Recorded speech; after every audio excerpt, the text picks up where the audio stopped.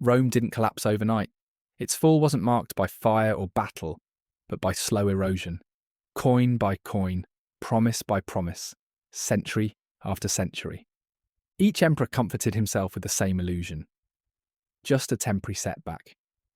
The economy will recover soon, but that illusion of control has destroyed more empires than any war ever fought. Every generation makes the same mistake. They convince themselves, this time is different. They believe that technology, politics, or innovation will save them from the oldest cycle of all: greed, denial, and decay. People always trust that the system will protect them. They ignore the warnings: rising debt, fading currency, inflation silently eating away at savings. Because to face the truth means admitting that comfort is fragile and security is temporary. Rome trusted its silver. We trust the numbers glowing on our screens. They called it denarius. We call it the economy. But both worlds rested on the same foundation: trust. And once trust begins to rot, no empire, no matter how mighty, survives. Rome's silver turned to bronze. Ours turned digital. The material changed.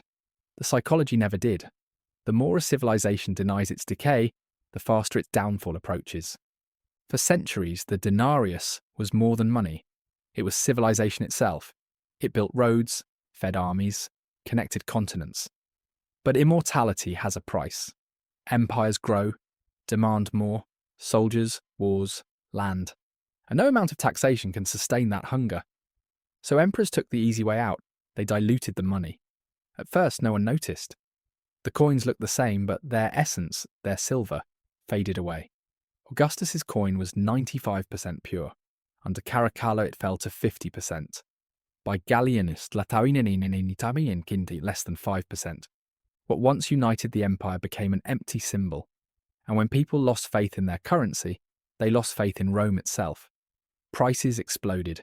Bread cost dozens of denarii. Soldiers demanded gold. Merchants refused coins. Trade collapsed. When money dies, meaning dies with it. Rome's reaction was panic disguised as control. Emperor Diocletian issued the edict on maximum prices, fixing the cost of everything from grain to wages. Those who disobeyed faced death. But no law can rebuild trust. The black market thrived. The system broke. The Western Empire went bankrupt, and financially and morally. The East struck a new coin, the solidus. But the decay had already begun. Rome didn't fall to invaders. It fell to denial. Leaders who bent the truth and citizens who preferred the lie. Fast forward 1,800 years, different nations, same mistake. After World War I, Germany printed money to pay its debts. Reality was replaced with paper. By 1923, inflation hit 200 billion%. A loaf of bread cost billions of marks. Workers carried their wages in wheelbarrows, worthless by the time they got home. In the 2000s, Zimbabwe followed the same path. Production collapsed. Debt soared. The state printed more. Result? 89.7 sextillion% inflation. Prices doubled every day. People abandoned their own currency. The story never changes. Leaders say we're in control. The people believe, and trust collapses. Again. Now it's our turn. The digital empire. The paperless age of wealth. In 1971, President Nixon severed the dollar's link to gold. From that moment on, money became belief. Not backed by metal, but by trust in institutions. Since then, the dollar has lost over 90% of its value. But we don't call it collapse. We call it growth. We renamed inflation recovery. Debt became investment. Rising prices became prosperity. Same illusion. New language.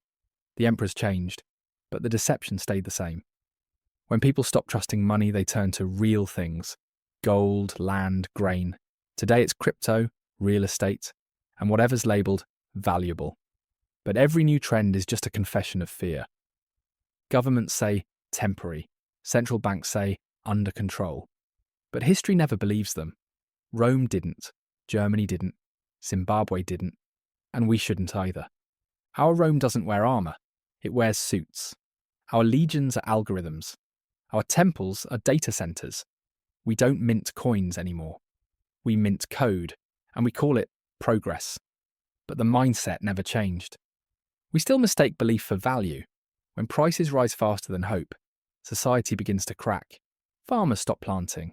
Merchants stop trading. Workers stop believing. And when belief dies, money is just paper. Law is just ink. Empires never realize when the fall begins. Collapse is quiet. It starts not with a scream, but with the slow withdrawal of trust. Roman coins, Weimar marks, Zimbabwe dollars, all displayed side by side in the same museum. Anyone who believes today's currencies are immune is simply living the next version of the same story. Rome didn't lose its wealth overnight. It lost its story. The belief that money represented something real vanished. And when that story died, the empire followed. Today we stand at the same edge. Different flags, same illusion. Empires rarely fall to invasion. They fall to inflation, to the inflation of money, words, and egos. This time, the collapse won't take centuries. It'll happen in real time, transaction by transaction, click by click, until the illusion shatters. History doesn't repeat. It evolves. Rome didn't die. It transformed. It's reborn in every civilization that believes it can print value from nothing. But trust can't be printed. It can only be borrowed. And one day, every debt comes due. Rome didn't fall because of money. It fell because it forgot what real wealth meant. True wealth wasn't gold or marble palaces. It was the ability to create value even when the system failed. When the empire collapsed, the survivors weren't the richest. They were the builders, the teachers, the thinkers. History doesn't destroy wealth. It transfers it.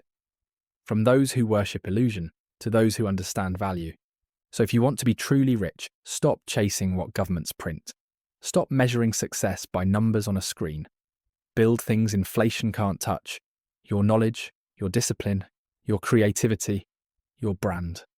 Money follows power, and power begins with clarity.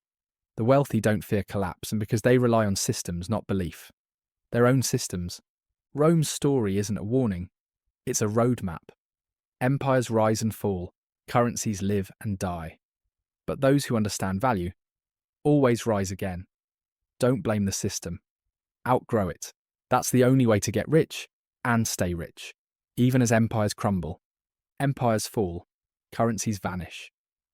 But ideas endure. The lessons hidden between the lines of history are the seeds of tomorrow. The answers aren't buried in ruins. They're written in patterns. History doesn't repeat. It transforms. If this story changed how you see money, power, or wealth, subscribe to Financial History Chronicles. We don't just tell history, we reveal the hidden patterns of wealth and power that shaped it.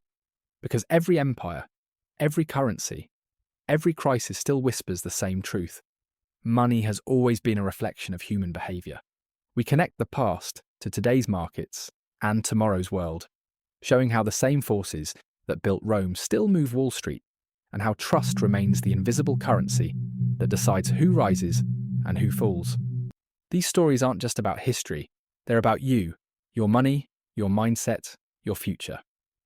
Because understanding history isn't about the past, it's about mastering the patterns that keep repeating. Welcome to Financial History Chronicles, where knowledge becomes wealth and perspective becomes power.